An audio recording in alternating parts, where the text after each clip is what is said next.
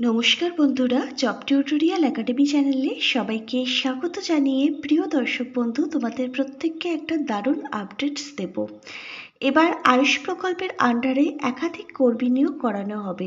1 জুলাই থেকে আবেদন প্রক্রিয়া শুরু হবে আর 31 জুলাই 2026 পর্যন্ত লাস্ট আবেদন প্রক্রিয়াটি চলবে। তুমি ইন্ডিয়ান সিটিজেন, ভারতীয় নাগরিক হয়ে থাকলেই ভারতবর্ষের যে কোনো স্টেট থেকে আবেদন করতে পারবে। পশ্চিমবঙ্গের প্রত্যেকটা জেলা থেকে তুমি এখানে আবেদন করতে পারবে। মেল ফিমেল প্রত্যেকেই এখানে আবেদন করতে পারবে যদি তোমার মধ্যে নির্দিষ্ট শিক্ষাগত যোগ্যতা থেকে থাকে। যেহেতু এটি একটি সেন্ট্রাল গভর্নমেন্টের চাকরি, সেক্ষেত্রে এখানে কিন্তু সম্পূর্ণভাবেই পার্মানেন্ট অর্থাৎ স্থায়ী পদের জন্যই নিয়োগ করানো হবে। এখানে একসঙ্গে কিন্তু 22টি পোস্টের জন্যই কিন্তু নিয়োগ বিজ্ঞপ্তি প্রকাশিত হয়েছে। আর হাতে কিন্তু অনেকদিন সময় দেওয়া হয়েছে আবেদন করবার জন্য। যারা যোগ্য ক্যান্ডিডেট আছো, যাদের সঙ্গে এলিজিবিলিটি ক্রাইটেরিয়াগুলো ম্যাচ করে যাবে, তারা অবশ্যই কিন্তু এখানে আবেদন করে দেবে। একটু তোমাদেরকে আমি হিন্টস দিয়ে দিচ্ছি এখানে কোন কোন পোস্টের জন্য নিয়োগ বিজ্ঞপ্তি প্রকাশিত হয়েছে, দেখে নাও। এখানে সোশ্যাল ওয়ার্কার থেকে শুরু করে কম্পাউন্ডার, স্টেনোগ্রাফার গ্রেড 3, এখানে আপার ডিভিশন ক্লার্ক যাকে ইউডিসি বলা হয়, লোয়ার ডিভিশন ক্লার্ক যাকে এলডিসি বলা হয়, group C post, group D post, এখানে স্টাফ কার ড্রাইভার। এছাড়া এখানে দেখো মাল্টিটাস্কিং স্টাফ এমটিএস পোস্টে কিন্তু মাধ্যমিক পাশে নিয়োগ হবে। প্রচুর সংখ্যক কিন্তু এখানে স্টাফ নার্সও নিয়োগ করানো হবে। কিছুদিন ধরে তোমরা জানো পশ্চিমবঙ্গের বিভিন্ন জেলায় কিন্তু একাধিক স্টাফ নার্সের জন্য নিয়োগের বিজ্ঞপ্তি প্রকাশিত হয়েছে। আবারও দেখো এখানে প্রচুর সংখ্যক কিন্তু স্টাফ নার্স নিয়োগের জন্য বিজ্ঞপ্তি প্রকাশিত হয়েছে। সোশ্যাল ওয়ার্কার যে পোস্টটি রয়েছে, এখানে কিন্তু প্রত্যেক মাসে খুব ভালো মানের স্যালারি থাকছে তোমাদের জন্য। সোশ্যাল ওয়ার্কার পোস্টের জন্য প্রত্যেক মাসে 30,000 টাকা স্যালারি থাকছে তোমাদের জন্য। প্রত্যেকটা পোস্টের পাশেই কিন্তু আবেদন করবার জন্য অনলাইন অ্যাপ্লিকেশন লিঙ্কও প্রকাশিত হয়ে গেছে। আজকে আমি তোমাদের প্রত্যেকের সঙ্গে প্রত্যেকটা পোস্ট নিয়ে সম্পূর্ণ ডিটেলসে আলোচনা করব আজকের এই ভিডিওর মাধ্যমে। প্রত্যেকে কিন্তু আজকে সম্পূর্ণ ভিডিওটা খুব মনোযোগ সহকারে দেখো। আর চ্যানেলে নতুন হয়ে থাকলে অবশ্যই কিন্তু তোমাদের একাডেমি জব টিউটোরিয়াল একাডেমিকে একটা সাবস্ক্রাইব করে রেখো।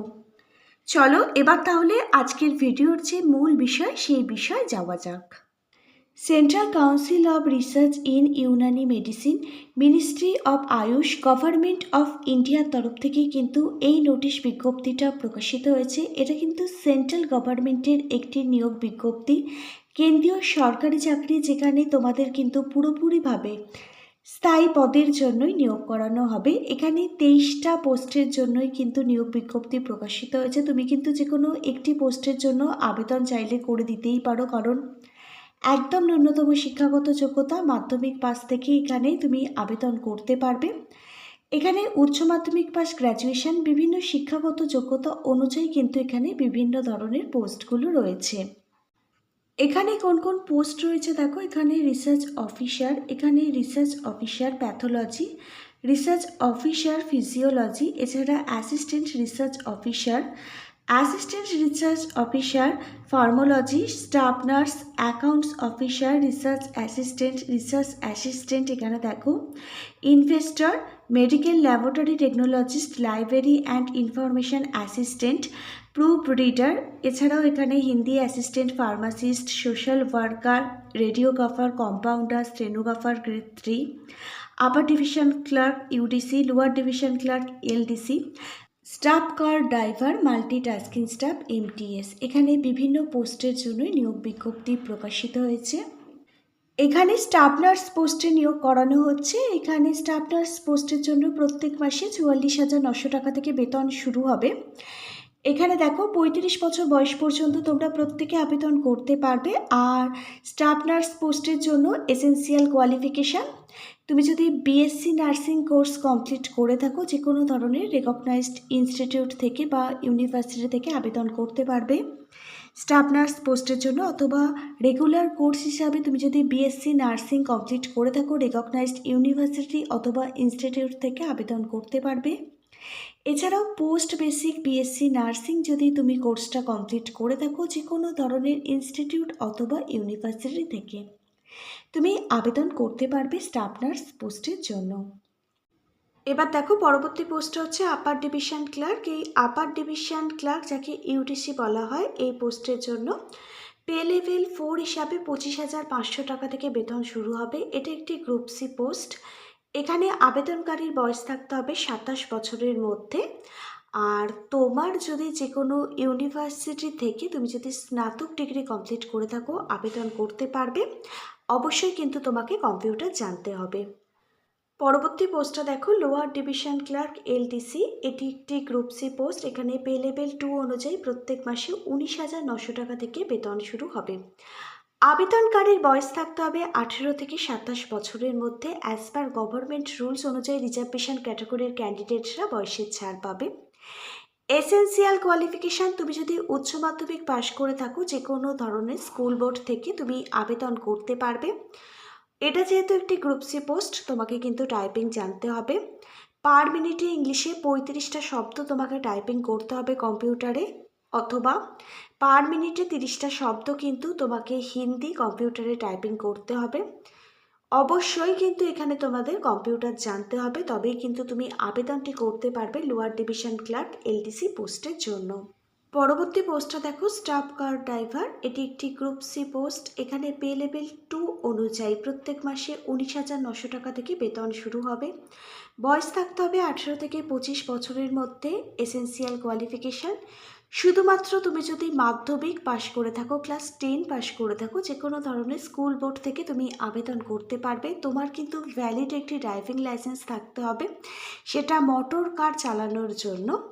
আর ড্রাইভিংয়ের ওপরে কিন্তু তোমার 3 বছরের এক্সপিরিয়েন্স এবং অভিজ্ঞতা থাকতে হবে, তবেই তুমি আবেদন করতে পারবে স্টাফ কার ড্রাইভার পোস্টের জন্য। পরবর্তী পোস্টটা দেখো মাল্টিটাস্কিং স্টাফ এমটিএস, যাকে বলা হয় গ্রুপ সি পোস্ট। এই পোস্টের জন্য প্রত্যেক মাসে 18,000 টাকা থেকে বেতন শুরু হবে। এখানে 18 থেকে 25 বছর বয়সের মধ্যে তোমার বয়স থাকতে হবে যদি তুমি আবেদন করতে চাও। ন্যূনতম শিক্ষাগত যোগ্যতা, তুমি যদি এখানে মাধ্যমিক ক্লাস 10 পাশ করে থাকো তাহলেই তুমি কিন্তু আবেদন করতে পারবে। আর এখানে দেখো ওয়ার্ড বয়, ফিমেল অ্যাটেন্ডেন্ট, আয়া, ল্যাব, এই সমস্ত কিছুই কিন্তু মাল্টিটাস্কিং স্টাফ পোস্টের জন্য যে বিজ্ঞপ্তি প্রকাশিত হয়েছে সেই বিজ্ঞপ্তির মধ্যেই কিন্তু ইনক্লুডেড রয়েছে। এই প্রত্যেকটাই হচ্ছে গ্রুপ ডি পোস্ট।